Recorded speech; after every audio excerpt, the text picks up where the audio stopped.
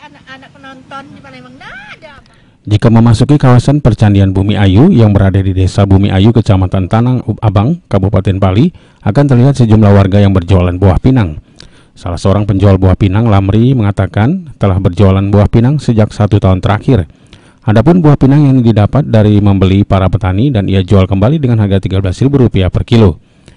Pria asli Tanah Abang ini mengaku buah pinang yang dijualnya rata-rata dibeli oleh para warga sekitar dan wisatawan yang berkunjung ke Candi Bumi Ayu.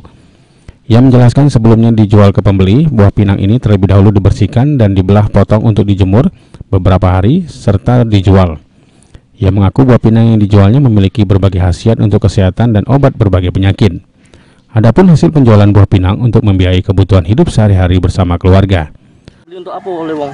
Ini dibawa orang ke Bangka, kurang tahu kita. Kalau dijual orang ke Palembang, ke Bangka. Apa obat yang oleh? Nah, untuk bahan-bahan apa kimia, apa obat kita kurang tahu kan. Banyak sehari dibeli Bang kalau Pak? Kita tuh kalau saat 2 minggu, sebulan, bisa lah ada 50 kilo, 30 kilo. Obat apa? Husniawan, PAL TV.